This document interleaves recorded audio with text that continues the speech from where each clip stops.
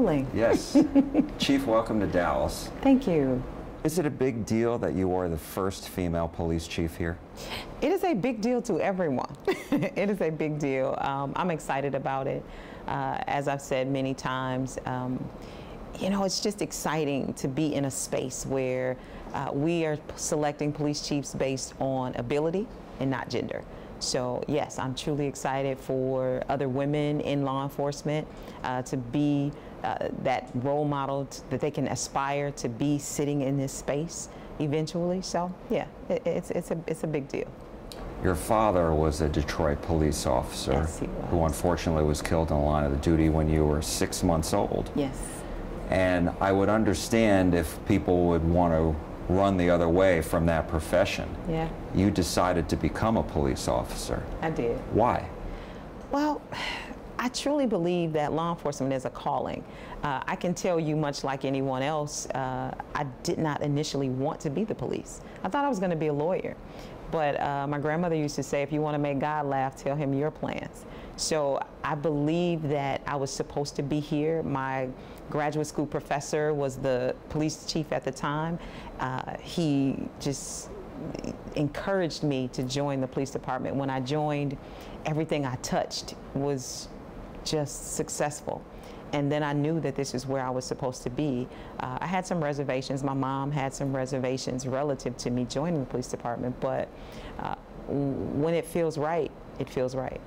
Have you ever thought what your dad would say had he realized that you were not only a police officer, but now the chief? I do think about it, and I just believe that he would be so proud that I feel like I'm finishing what he started in his life.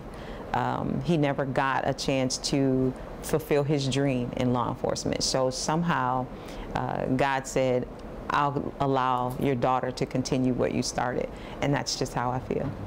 And does that empower you? It does. And I make decisions based on of officer safety, taking care of the officers, ensuring that families are comfortable with the space that the officers operate in.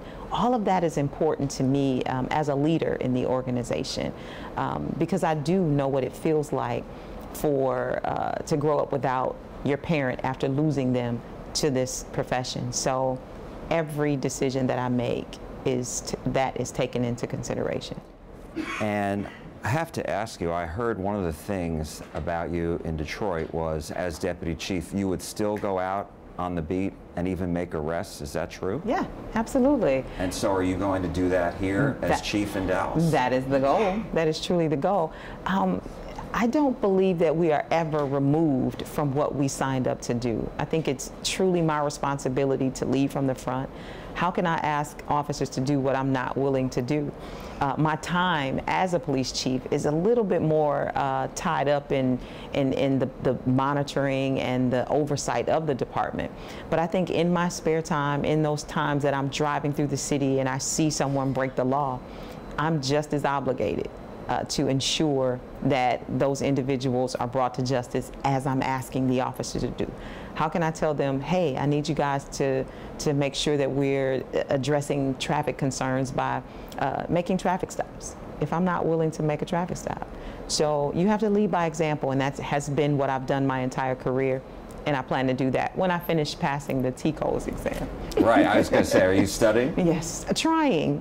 My time has been very, very limited to study, but I am, every moment that I can, I am definitely studying. We spoke yesterday. Do you believe the department is top-heavy with too many deputy chiefs? I think that we have a large number of command level officers in light of the fact that we've lost over 400 police officers at various ranks throughout the police department. So I am taking a look at the management team, and the goal is to make it more conducive to the size of the agency currently. So yeah, there will be some adjustments coming. And do they realize that? Do the deputy chiefs know what may be coming? Well, one of the characteristics that I have about me is I'm very transparent. So I've met with the assistant chiefs and the deputy chiefs, and they do know where I stand in that area. I think each and every one of us have the same goal, and that's the best interest of the Dallas Police Department. So I think everyone's willing to roll up their sleeves and do what's necessary. Even if they're not comfortable with what decisions that are made, as long as they understand that they're made in the best interest of the agency, and it has nothing to do with me personally, but the goal of the city and the police department as a whole. The State Fair of Texas is coming up. It is. Lots of people go, and I'm wondering what your biggest concern is for the fair. Well, it's what it is each and every day, and that's just safety of the individuals who will be in the city. It runs for 20+ days, and we just want to make sure that everyone who lives, works, plays, comes to the fair is safe and has an environment that is conducive for them and their families at that particular time. So that is our main concern is making sure that safety is given not only to the fair, but also to our communities as a whole, and being able to operate in that entirety. The city, I guess, has worked out a deal with the State Fair for the State Fair to pay $1 million in overtime costs. What is the impact that will have? Is that a huge relief to you as a chief? Well, yes, because at least I know that our overtime costs that it takes to run the police department alongside of a 20+ day state fair is going to be compensated. So the officers, the department as a whole, our budget will not be strained. So that truly, truly gives me some relief. What is it about your experiences in Detroit that will help you solve some very key issues here? You've got low morale, you've got a declining number of officers on the streets, and you've got crime that is inching back up along with response times. Well, where I come from, we've had some of the same challenges, low morale, pension reform, wage reductions, as well as a lower number of officers than we've had since the 1920s. But what I can tell you is that utilizing resources and technology, operating in the 21st century, will allow me to do the same things here in Dallas that I did in Detroit, and that is see exactly where we need to be.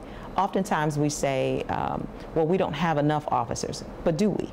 Have we done the analysis to say that we've looked at calls for service, overlaid that with crime, and now we're deploying officers to where they need to be and not just evenly distributing officers to each substation. Maybe one substation needs fewer officers than the other. Maybe our detective bureau is a little larger than it can be based on industry standards and the number of cases that each detective should be handling. So I have to do an analysis of the entire department and ensure that we have proper deployment. And once I do that, we can address crime. We did it in the city of Detroit with the lowest numbers that we've had in years. We reduced crime by the homicides by 40%, I mean, and 40-year lows, and 20% reductions each year for 3 consecutive years with lower manpower and the same challenges facing us. So we can do it. It takes the right attitude, it takes the right resources, and I think they picked this chief because I am able to do that, and you will see some changes in the city of Dallas. How quickly? Give me a few months. You know, Rome was not built in a day, so it's going to take some time. I'm not telling you that I have the ability to come in 30 days from now we're going to have a whole new police department. Morale wasn't torn down overnight, so it's going to take a little time to build. But give me a few months, and I'll keep you updated as to our progress. Attracting officers to come to Dallas. How do you plan to do it? Yesterday, I believe you told the city council that your boss, the city manager, is trying to give you some ideas on how to get people here when salaries are lower in Dallas than in other cities that are attracting the officers away. So what's the plan there? Well, being underpaid as a major city and being surrounded by higher paying suburban police departments is not germane to Dallas. That happens all across the country.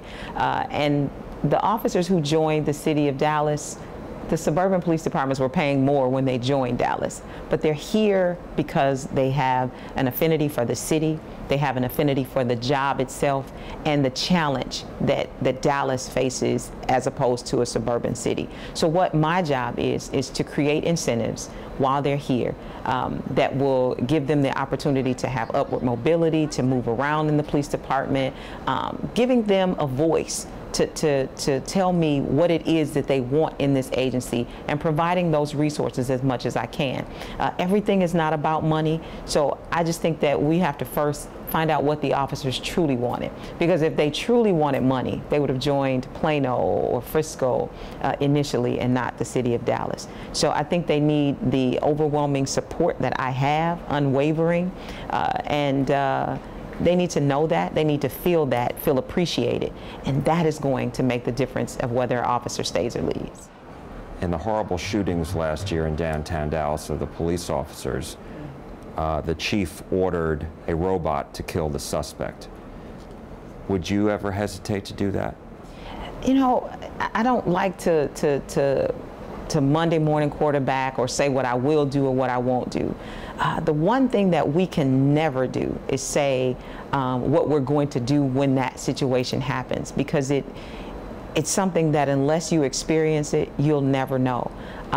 What I will say as a police chief is that when my officers' lives are at stake, I will bear no cost. There will be nothing that I wouldn't do to ensure that they come home safe. So the robot, I don't know all the circumstances surrounding, but I'm sure that Chief Brown, in his infinite wisdom, made the decision that was best for him at that particular point in time.